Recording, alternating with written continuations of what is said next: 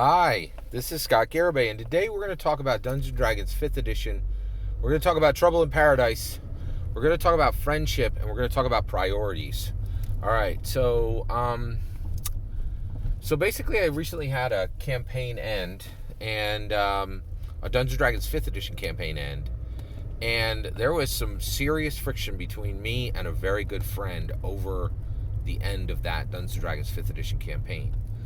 Now, what does that mean? Well, first of all, you talking to John Scott Garibay here, and so Dungeons and Dragons is literally the fourth most important thing in my life, right? Like, I have three roles: Christian husband and father. Dungeons and Dragons doesn't come anywhere near them, but right under them is nestled Dungeons and Dragons, and it permeates like the vast majority of my life. Like there's almost no. It's almost like my life is marinated in Dungeons & Dragons, right? And one of the things is, once you play Dungeons & Dragons at the level I do, Dungeons & Dragons becomes a two-sided mirror. And during the game, that mirror is reflecting the world that we're playing, right? So, during our campaign, it was reflecting Phandalin and Neverwinter. It was reflecting the Neverwinter Woods and Mount Hotenau. It was reflecting Beryl, my turtle wizard. It was reflecting Thrad, my Leonin druid, who became Warduke Anvex, my Leonin druid, right? Who carried Ringelrun's staff of power and wore Warduke's Dreadhelm, right? Like, it's a huge thing for me, right? And so during the game, during the 4 hours of play every Sunday that we would play two 2-hour sessions, a 2-hour session and a 2-hour session equaling a 4-hour event, right? The game, during that time, the mirror of Dungeons & Dragons 5th edition reflected back to me the world we were inhabiting, right? This additional world, this additional life that I have, right? Just one of my many lives, one of my many mouths and hearts that that are attached to me, and so we have that there, right? But then when the game is over, for me, Dungeons & Dragons 5th edition never goes away, right? Then I'm seeing the other side of the mirror. It's reflecting back on me. Are you a hero in real life? Are you lawful good in real life, right? Are you a folk hero, right? Are you helping your community? Are you slaying dragons, right? And one of the things that I'm seeing is, Dungeons and Dragons 5th edition specifically has forced me to look at my friendships, and I realized something that is very different than I've realized something about myself that I would have never thought about if it weren't for Dungeons and Dragons 5th edition, and that is, when it comes to friendship, I think a lot of Dungeons & Dragons 5th edition dungeon masters, they have a hierarchy of friendship, right? They have friends, right? And they're like, hey, we're friends, let's play Dungeons & Dragons. We're friends, so let's play Dungeons & Dragons together, right? My life is inverted. And I didn't really think about this until I looked at it, right? Through the lens of Dungeons & Dragons 5th edition.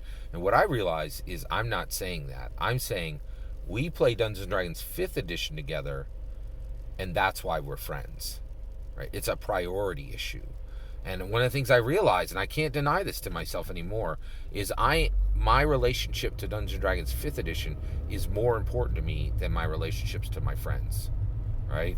And it's a reality, right? Actually, at this point, I'm not telling you whether that's good or bad, right? I'm just acknowledging it. I think it needs to be acknowledged before it's evaluated, right? And I think that we need to realize that in life. Like, we need to acknowledge something before we can evaluate it, right? The other reason why I'm putting this here is I need people to understand who I am and where I'm coming from, right? Because this is so unique, and like I really don't think other people think about the world like this, right? But it is very clear to me because, here's the pattern, right? 4 years ago, I absolutely 100% lost 2 good friends because of Dungeons & Dragons, right? And no two ways about it. It was 100% about Dungeons & Dragons 5th edition specifically, right?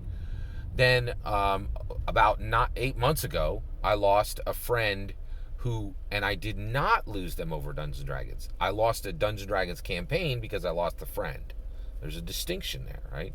And now recently, there's been major friction between me and another friend, and I don't think it's decided yet whether our friendship is damaged and we're going to repair it, or if it's destroyed, right?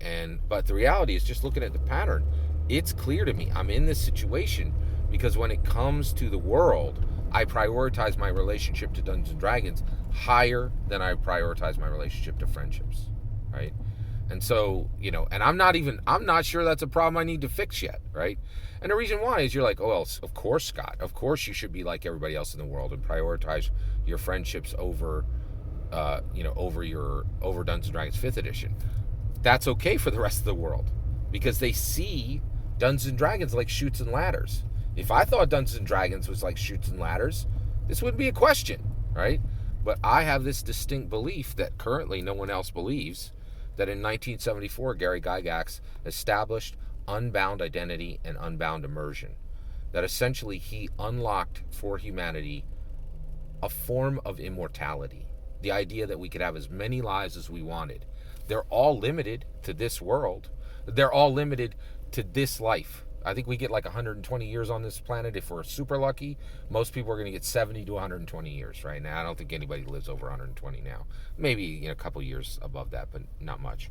I guess 130 is the cap. I don't think anybody's ever lived over 130 years in modern day, right? Like, yeah, of course, Methuselah was like 970, I think. So, but, so that means, and before in 1973, if you were born on this planet, you had one life. That's it. That's all you got, right? Like now, because Gary Gygax did what he did, we can live 100 lives, right? You're going to have to live them in those 70 to 120 years, right? And if I'm an evangelical Christian, I get an extra set of immortality beyond that, right? But even if you're just a secular non-believer, you can get hundreds of years of living that are granted to you through what Gary Gygax said on this planet. Also, unlike the rest of the world, you are no longer trapped in these relic or antiquated storytelling models like video games and books and movies, right? The rest of the world is trapped in these horrible budget-bound, time-bound narrative engines, and we have unbound immersion, right? We have stories that are specifically crafted for us, right?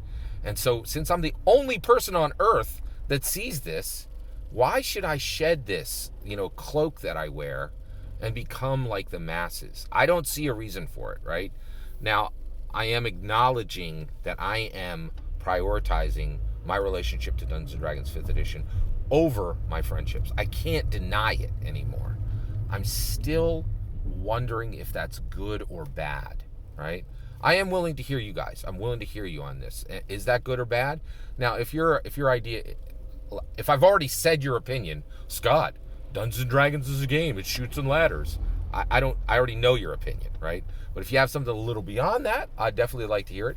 And even if you want to say, and if you want to echo the crowd, which some people enjoy, I'll even hear that below. No problem, right? Just realize I'm probably going to ignore it because I already told it to you, right? Like, so that's my take, right? It's, and the other thing is, like, and again, like, I just continue to believe that, what happened in 1974 with Gary Gygax is truly an intellectually evolutionary moment for humanity.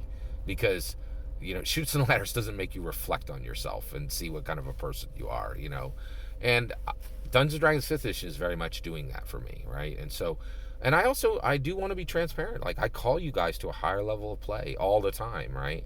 And so when I'm in the middle of it and I'm suffering, right? I'm suffering right now.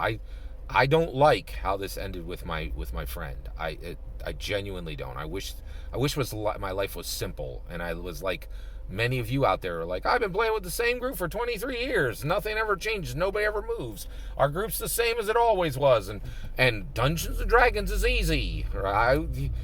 Sometimes I do. I have a glimpse of jealousy of those simple lives, right? Where with simple Dungeons and Dragons games that are flawless and effortless and so easy and simple, right? That people can believe, oh, Scott, dungeon mastering is so simple. I've never suffered as a dungeon master, right? Like, so it's tough. It's tough. So I'm just being open and honest with you. I'd love to hear your thoughts. Let me know in the comments below. Please consider liking and subscribing. Have a wonderful millennium.